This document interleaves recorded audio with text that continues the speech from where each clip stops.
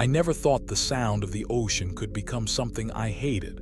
But after 4 days on this strip of sand, the constant, rhythmic churning felt less like a lullaby and more like a countdown. My small fishing skiff had been taken by a rogue swell 2 miles out, and by some miracle of physics and luck, I'd managed to cling to a plastic cooler until the current spat me out onto this nameless, palm-choked island. The heat during the day is a physical weight, a thick, humid blanket that makes every breath feel like you're inhaling steam from a boiling kettle. I spent the first 48 hours trying to flag down planes that never came, shouting at a horizon that remained stubbornly empty and blue. By the third day, the silence of the island started to grate on me, broken only by the skittering of crabs and the occasional shriek of a bird I couldn't see. Hunger was a dull ache, but the thirst was a sharpening knife, carving out the inside of my throat until every swallow felt like rubbing sandpaper against a raw wound. I'd found a small trickle of brackish water near the center of the island, enough to keep me conscious, but not enough to stop the lightheadedness from setting in. It was during the peak of the 4th day's heat that I saw the tide receding further than it had since I arrived. The water pulled back with a strange, sucking sound, revealing a vast, flat expanse of gray silt and jagged coral that had been hidden beneath the surf. At the very edge of the island's northern point, something began to rise out of the retreating foam like a skeletal hand reaching for the sky. At first, I thought it was a rock formation, or perhaps the carcass of a massive whale.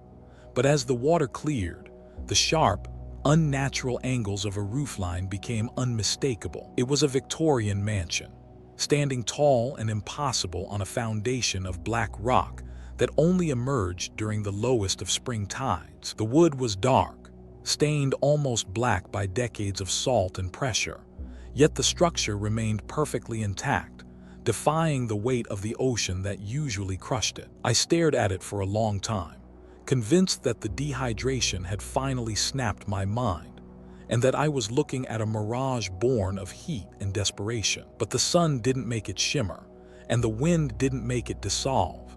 It just sat there, a rotting monument to a time that had no business existing on a tropical reef. Curiosity is a dangerous thing when you have nothing left to lose, so I began to walk across the damp, exposed seabed toward the house. The ground was slick with algae and littered with the corpses of fish that hadn't escaped the tide in time, their eyes clouded and staring. As I got closer, the sheer scale of the house hit me, its 3 stories looming over the flats, complete with a wraparound porch and ornate gables that looked like sharpened teeth. The smell was the first thing that really got to me, not the smell of the sea, but the heavy, cloying scent of wet earth and old, expensive tobacco. I reached the base of the black rock and found a set of stone steps that led up to the porch, each one carved with intricate, swirling patterns that felt unnervingly smooth under my bare feet. The front door was wide open, swaying slightly in the breeze, and the hinges didn't creak.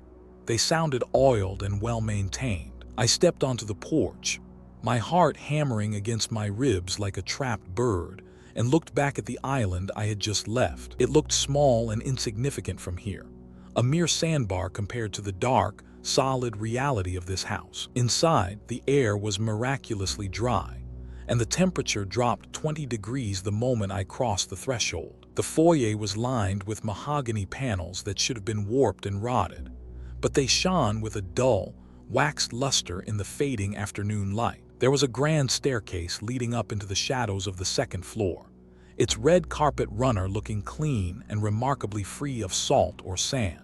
I called out a tentative hello, my voice sounding thin and brittle in the vast, still space, but no one answered. I moved deeper into the house, my feet making soft thuds on the heavy rugs that covered the floorboards. The living room was furnished with velvet armchairs and heavy oak tables, all of it looking like it had been lifted straight out of a 19th century estate. On one of the tables sat a porcelain tea set, the cups still holding a dark liquid that hadn't yet evaporated. I leaned in to smell it, expecting the brine of the ocean, but it smelled of Earl Grey, still faintly floral and sweet. That was when the first real spike of dread hit me, because tea doesn't stay liquid for 6 hours underwater, and it certainly doesn't stay fresh. I turned around, scanning the room for any sign of a struggle or a reason why a house would be sitting at the bottom of the sea half the day. My eyes caught a portrait hanging above the fireplace, a large oil painting of a man with a thin,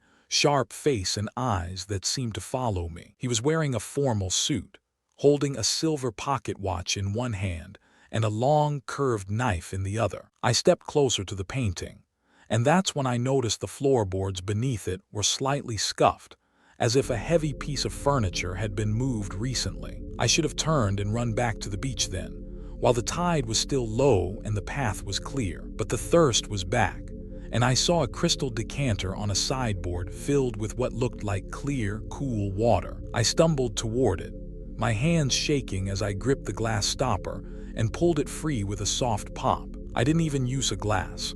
I just tilted the decanter back and drank, the water cold and sweet, the best thing I had ever tasted in my life. I drank until I was breathless, the relief so overwhelming that I actually slumped to my knees on the expensive rug. As I sat there catching my breath, I heard a sound from the floor above me, the slow, deliberate creak of a footstep. It wasn't the sound of the house settling or the wind in the eaves. It was the rhythmic weight of someone walking. My blood turned to ice as I realized that the footsteps were moving toward the top of the grand staircase I had just passed. I scrambled to my feet, looking for a place to hide, but the room was too open, too formal, offering no cover but the shadows. The footsteps reached the landing, and then they began to descend the stairs, slow and heavy, one after another. I backed away into the dining room, my eyes fixed on the arched doorway that led to the foyer. A man stepped into view, but he wasn't the monster I expected. He was tall, dressed in a pristine white linen suit that looked startlingly bright in the gloom. He looked exactly like the man in the portrait, though his skin was the color of old parchment, and his eyes were sunken deep into his skull. He didn't look surprised to see me. In fact, he gave me a small, tight smile that didn't reach his hollow eyes. "The tide is coming back in, you know," he said, his voice a low, gravelly rasp that sounded like stones grinding together. I tried to speak, to ask who he was or how he was alive, but my throat felt suddenly tight, the water I'd just drunk feeling like lead in my stomach. He pulled a silver pocket watch from his vest, the same one from the painting, and clicked it open with a sharp metallic snap. "You have approximately 4 minutes before the first floor is submerged," he whispered, stepping closer to me. I looked at the windows and realized with a jolt of terror that the gray silt outside was already disappearing under a rush of white foam. The ocean was returning, and it was coming back much faster than it had left, the waves already licking at the base of the porch. I turned to run for the door, but my legs felt heavy and unresponsive, as if the water I'd consumed was weighing me down from the inside. The man didn't move to stop me. He just watched with that same cold, expectant smile as I struggled toward the foyer. I reached the front door just as a massive wave slammed into the side of the house, sending a spray of salt water across the porch. The door, which had been wide open, suddenly slammed shut with a force that shook the entire frame. I grabbed the handle and pulled, but it wouldn't budge, feeling as though it were part of the solid rock foundation itself. I turned back to the man, my heart hammering, and saw him standing at the base of the stairs, unmoved by the shaking of the house. "You shouldn't have drank from the decanter," he said, his voice barely audible over the rising roar of the sea outside. "It makes the transition much more difficult if you're still fighting it." I felt a sudden, sharp pain in my chest, and my vision began to blur, the edges of the room turning into dark, watery smudges. I fell to my knees, my hands clawing at the red carpet, which now felt wet and slimy, like the skin of a deep-sea fish. The man walked over to me, his footsteps silent now, and knelt down so his face was inches from mine. "This house has been here a long time," he murmured, "and it requires a specific kind of upkeep that the salt water tends to ruin." He reached out and touched my cheek with a hand that was impossibly cold, his fingers feeling like damp marble. "I was getting tired of doing it all myself," he added, his smile widening to reveal rows of teeth that were too white and too straight. The first gush of water began to seep under the front door, a dark, cold ribbon that curled around my ankles like a snake. I tried to scream, but the water I'd drunk seemed to rise up in my throat, choking the sound before it could leave my lips. Through the windows, I saw the ocean rise up like a solid wall of green glass, blotting out the sun and the sky and the island. The house groaned, but it didn't break. It held firm as the pressure of the deep settled back over it like a heavy shroud. The man stood up and adjusted his cuffs, looking down at me with a detached sort of pity. "Don't worry," he said as the room filled with the suffocating weight of the sea. "You'll get used to the pressure after a decade or two." The light from the windows faded into a murky, bruised purple as we sank further into the abyss. I reached out for the door one last time, but my fingers were becoming pale and translucent, the skin stretching thin over my bones. The last thing I saw before the darkness took me completely was the man picking up the tea set, calmly rinsing the cups in the rising tide. Now I sit in the velvet armchair and watch the silt settle on the mahogany tables, waiting for the moon to pull the water away again. I can hear the next boat crashing on the reef miles away, and I know that soon the tide will go out. I have to make sure the tea is fresh for when the next visitor finds the path across the flats. My hands are steady now, though they never quite feel dry, and the silver pocket watch in my vest keeps perfect time. The silence isn't so bad anymore, now that I have something to wait for. I just hope the next one is as thirsty as I was. It's been so long since I've had someone to help with the dusting.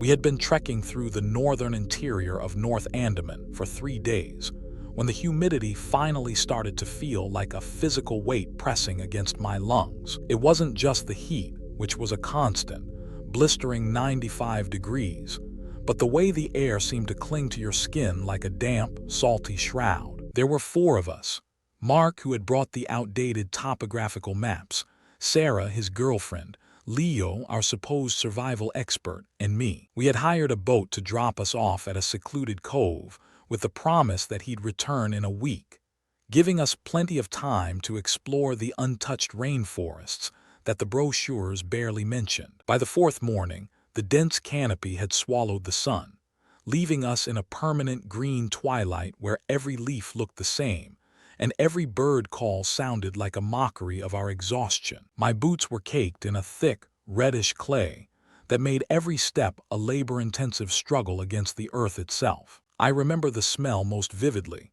a cloying mixture of decaying hibiscus, wet soil, and the faint, metallic tang of the nearby ocean. Sarah was the first to notice the path, a narrow strip of packed earth that didn't look like it was made by animals. It was too straight, too deliberate, cutting through the ferns with a purposeful intent that set my teeth on edge despite the relief of finding a trail. We followed it for nearly an hour, the silence of the forest deepening, until even the buzzing of the cicadas seemed to fade into a dull, distant hum. Then the trees suddenly thinned out, revealing a valley that wasn't on any of our maps. Nestled at the bottom were dozens of low, circular huts made of woven palm fronds and mud, arranged in a perfect concentric pattern around a central clearing. It looked like a postcard from a lost century, beautiful and terrifyingly isolated. We stood at the edge of the clearing for what felt like an eternity, waiting for someone to shout a greeting or for a dog to bark. Nothing happened. The air was so still, I could hear the blood thumping in my own ears. "Maybe it is abandoned," Leo whispered, though his voice lacked any real conviction. We descended the slope slowly, our shadows stretching long and distorted across the packed dirt. As we reached the first hut, I noticed there were no windows, only a single, low opening draped with a heavy, woven mat. There were no tools lying around, no discarded scraps of food, no signs of the chaotic clutter that usually defines human habitation. Everything was meticulously clean, almost clinical in its orderliness. We reached the center of the village where a large, flat stone sat, its surface polished to a mirror-like sheen. Mark stepped toward it, his heavy hiking boots crunching loudly on a patch of dried gravel. The sound seemed to explode in the silence, echoing off the surrounding huts like a gunshot. That was when the first mat lifted. A figure emerged from the nearest hut, moving with a fluid, haunting grace that seemed entirely too smooth for the rugged terrain. It was a man, thin and wiry, dressed in nothing but a loincloth made of the same woven fiber as the huts. He didn't look at us. In fact, he didn't look at anything. As he turned his face toward us, my stomach did a slow, sickening flip. Where his eyes should have been, there was only smooth, unbroken skin, as if the sockets had never existed at all. It wasn't scarred or mutilated.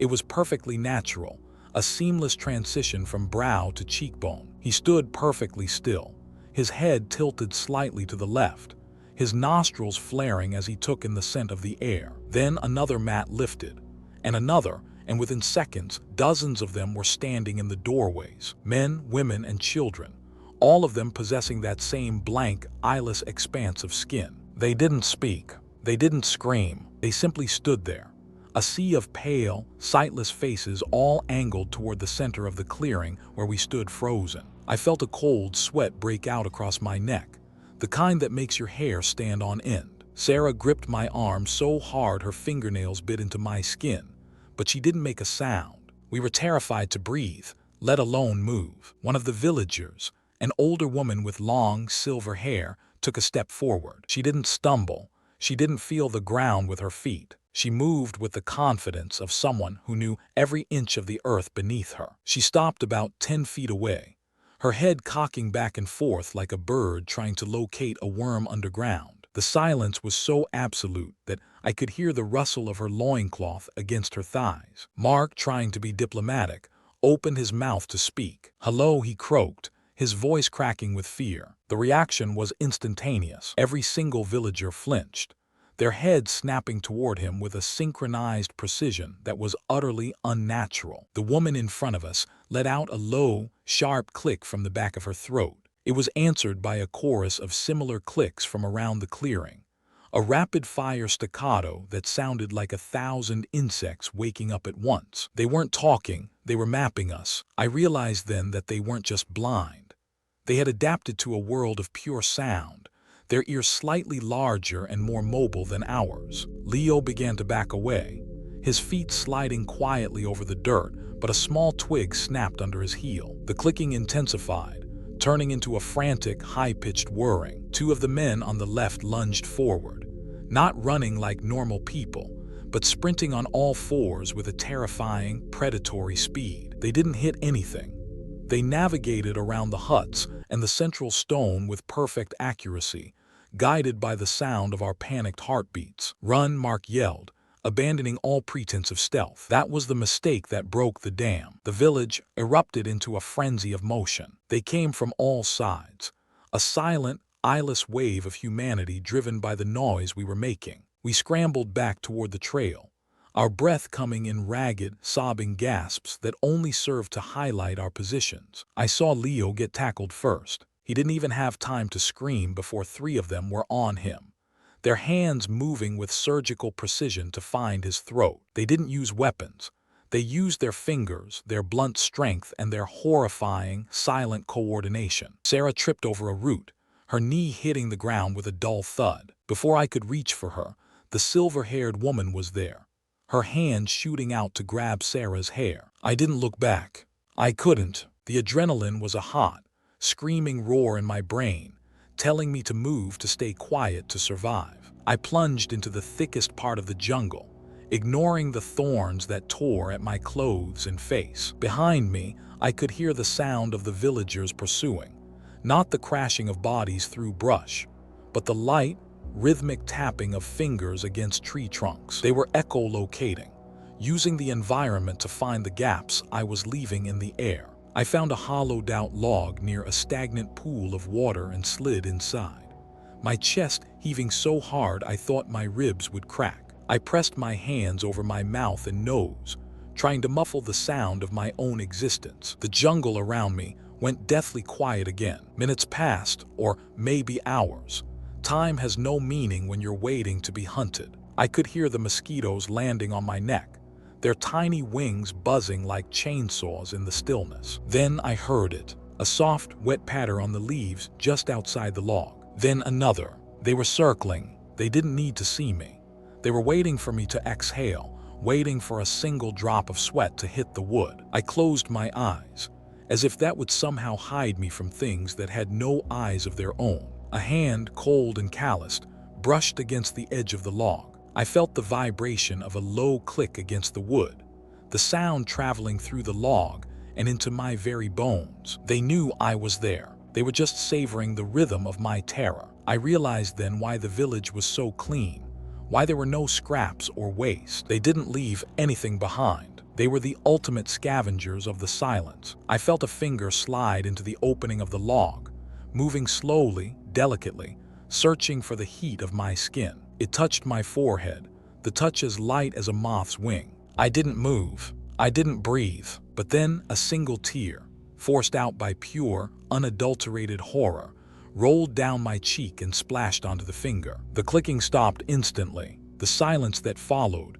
was the loudest thing I have ever heard. Then the wood of the log began to groan as they started to pull it apart with their bare hands. I scrambled out the other end, bursting into the darkness of the undergrowth, my legs pumping with a strength I didn't know I possessed. I could hear them behind me, a dozen of them, their breathing synchronized into a single, terrifying rhythm. I reached the cliffs overlooking the cove, where the boat was supposed to be in 3 days. The moon was out now, casting a pale, silver light over the jagged rocks and the churning black water below. I looked back and saw them emerging from the tree line. They stood in a semicircle, their eyeless faces turned toward me, their bodies perfectly still. They weren't rushing anymore. They knew I had nowhere left to go. One of them, a younger man, stepped forward and began to hum. It was a low, vibrating sound that seemed to mimic the crashing of the waves below. He was mocking the very environment I thought would protect me. I backed up until my heels were hanging over the edge of the precipice. The salt spray stung my eyes, but I didn't dare blink. I saw the silver-haired woman again, her head cocked,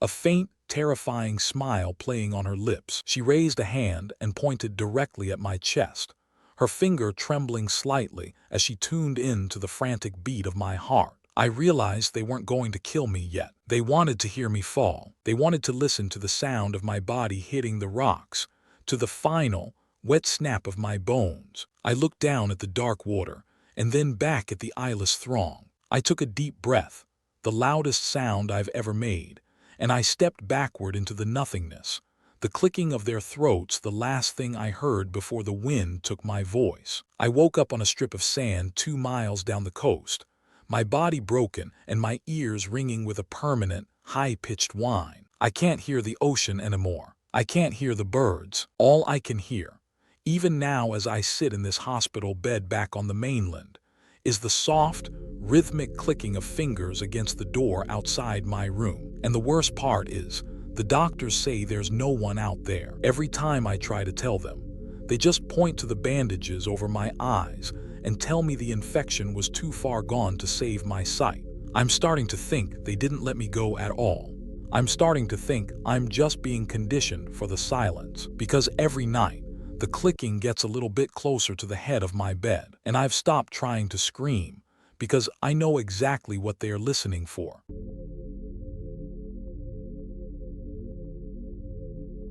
I've always been the type of person who finds solace in the places most people would avoid, the kind of desolate, wind-swept landscapes where the silence is so heavy it feels like a physical weight on your shoulders. Last summer, I decided to take my small aluminum boat out to a remote part of the coast that most locals don't even bother to name, a stretch of water where the tide charts are more of a suggestion than a rule. I found what I thought was the perfect spot, a long, narrow sandbar that sat about 5 miles out from the mainland, shimmering like a sliver of bone against the deep blue of the Atlantic. It wasn't more than 50 yards wide at its thickest point, and there wasn't a single tree or bush to provide shade, just white sand and the occasional clump of dried seagrass. I hauled my gear up past the high tide line, feeling that familiar rush of excitement that comes with total isolation, The knowledge that for the next 48 hours, I was the only soul for miles. The sun was beginning its slow descent, painting the sky in bruised shades of purple and gold, and the only sound was the rhythmic lap of the waves against the shore. I set up my tent, a small one-person backpacking rig, and spent a good hour just sitting on a driftwood log I'd found, watching the horizon and breathing in the salt air. There's a specific kind of peace you find when you realize that if you disappeared right then, the world would keep spinning without even a hiccup. I cooked a simple meal of dehydrated chili over my small butane stove, the smell of spices clashing pleasantly with the brine of the ocean. By the time the stars began to poke through the velvet sky, I felt more relaxed than I had in years, completely unaware that the ground beneath me wasn't as solid as I believed. The first night was uneventful, filled with the deep, dreamless sleep that only comes from physical exhaustion and the steady white noise of the sea. I woke up the next morning to the sound of the gulls screaming, which was normal enough, but there was a strange rhythm to it, as if they were agitated by something I couldn't see. I stepped out of the tent and noticed that the tide had come in much higher than I'd anticipated, the water line now only a few feet from my vestibule. It was odd because the tide charts I'd checked before leaving suggested a much lower high tide for this time of month, but I dismissed it as a fluke of the coastal currents. I spent the morning fishing, casting my line into the surf, but I didn't get a single bite, not even a nibble from the bait stealers that usually plague these waters. Around noon, I felt a vibration under my feet, a low-frequency hum that lasted for maybe 3 seconds before vanishing. I froze, looking around at the empty horizon, wondering if a large ship had passed by just out of sight,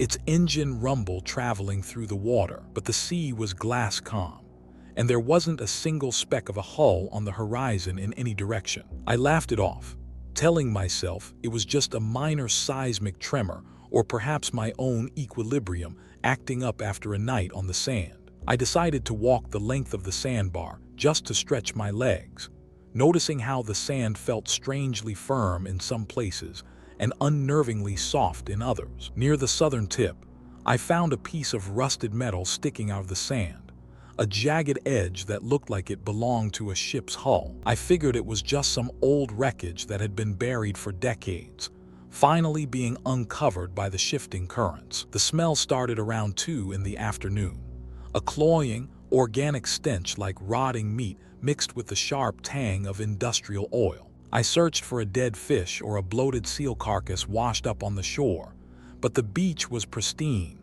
the sand white and undisturbed. The heat was becoming oppressive, and I noticed that the sand was radiating a strange warmth that didn't feel like it came from the sun. I knelt down to touch the ground and felt a faint, rhythmic pulse, a slow throb that seemed to come from deep within the earth itself. It was so subtle I thought I was imagining it at first, but then I saw the water in a nearby tide pool ripple in perfect synchronization with the beat. I stood up, feeling a sudden, sharp spike of adrenaline, the kind of primal fear that tells you something is fundamentally wrong with your environment. I looked at the rusted metal I'd found earlier and realized it wasn't a wreck at all.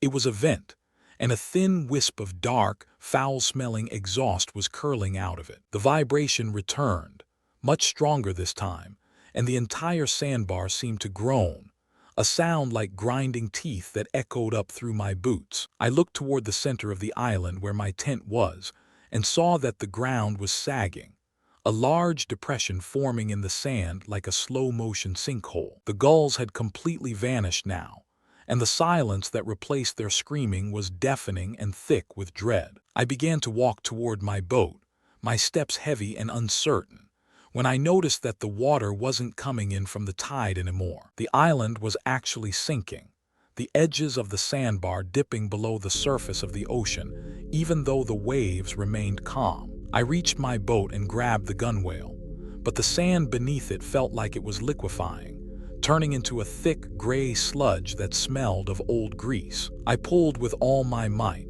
trying to drag the boat higher, but the slope of the beach was steepening by the second as the island continued its slow descent. That's when I heard the heavy, mechanical clunk of a latch being thrown, a sound so loud and industrial that it shattered any illusion of this being a natural place. A section of the sand about 20 feet away suddenly buckled and slid aside, revealing a dark, square opening lined with reinforced steel. I stared, paralyzed, as a man's head and shoulders emerged from the hatch, his skin as pale as a mushroom, and his eyes squinting painfully against the daylight. He didn't look like a sailor or a scientist. He looked like a man who had been living in a basement for 20 years, disheveled and wild-eyed. He saw me, and his face twisted into a mask of pure, frantic desperation, his lips moving as if he were trying to scream but had forgotten how to use his voice. He reached out a hand, his fingernails black with grime, and I realized he wasn't looking for help. He was looking for a way out before the island finished its submergence. I realized then that the sandbar was nothing more than a layer of sediment atop a massive, archaic industrial barge, or some kind of experimental underwater habitat. The pulse I'd felt was the sound of its ancient pumps struggling to keep the massive structure level as it was being pulled down by someone, or something, inside. The man scrambled out of the hatch, his movements jerky and panicked, and he began to run toward my boat with a jagged piece of metal in his hand. He wasn't trying to save me. He was trying to kill me for the only thing that could get him away from this sinking tomb. I dove into the boat and grabbed the starter cord, my hands shaking so violently I could barely find the handle. The man was only 10 feet away now, his breath coming in ragged, wet gasps that smelled of the same rot as the island. I pulled the cord and the engine coughed, a puff of blue smoke drifting into the air, but it didn't catch. The island gave another violent lurch, the water now rushing over the center of the bar and flooding the hatch where the man had just emerged. He screamed then, a high-pitched, thin sound that was cut short as he tripped on a piece of protruding metal and went face first into the rising surf. I pulled the cord again, screaming a silent prayer, and the outboard motor roared to life with a beautiful, mechanical snarl. I slammed it into gear just as the man's hand clamped onto the back of the boat, his fingers scratching at the transom with terrifying strength. I didn't look back. I just twisted the throttle to its limit, the boat jumping forward and tearing his grip away as the engine strained against the weight of the water. I looked over my shoulder and saw the man standing waist-deep in the ocean, the white sand disappearing beneath him as the massive metal structure finally surrendered to the depths. He didn't swim. He just stood there, watching me with a look of profound, silent hatred as the water rose over his chin and then his nose. The sandbar vanished completely within seconds, leaving nothing but a massive, swirling vortex of dark water and a few trapped air bubbles. I drove the boat toward the mainland for 3 hours, never once slowing down, my eyes fixed on the horizon as the sun began to set for the second time. When I finally reached the harbor, I was cold to the bone, and my clothes were soaked in a mixture of salt water and that oily black grease. I didn't tell anyone what I saw, knowing how it would sound. A story about a sinking island and a man emerging from the sand. I sold my boat the next week and moved 50 miles inland, far away from the sound of the waves and the smell of the salt. Sometimes at night, when the house is quiet and the wind is blowing from the east, I can still feel that low-frequency hum vibrating through the floor. It's a rhythmic, steady throb that feels like a heartbeat, and I know that thing is still down there, resting on the bottom of the trench. I know that the man didn't drown, because I can hear him in the hum, a faint, metallic tapping that sounds like someone trying to get my attention from the other side of a wall. I never go near the water anymore, and I make sure to keep the radio on at night to drown out the sound of the earth. I still have the driftwood log I took from the beach that first day, but I'm too afraid to throw it away, because sometimes when the room is dark, it looks like it's sweating oil. I wonder if the authorities would even believe me if I gave them the coordinates,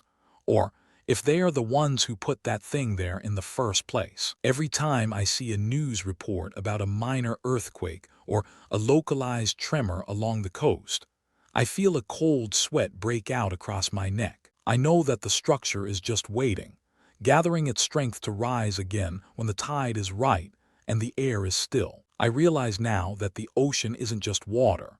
It's a shroud for things that were never meant to be seen by the sun. The isolation I once craved has become a cage, because I know that no matter how far inland I go, I'm still standing on ground that can be moved. I spend my days looking at the floor, checking for cracks, waiting for the day the vibration becomes a roar. I wonder how many other islands are out there, shimmering in the heat, waiting for someone to set up a tent and get comfortable. I think about the man's eyes, that look of recognition as if he knew me, and I wonder if he's still down there, staring up at the surface. The hum is getting louder tonight, a steady, mechanical breathing that seems to be coming from the basement. I haven't gone down there in a week, and I've started to notice a thin layer of white sand appearing on the stairs. I don't think I'm alone in this house anymore, and I don't think the island is as far away as I'd like to believe. I should have never left that boat, because now I think the sea is coming to find me. There is no such thing as a deserted place,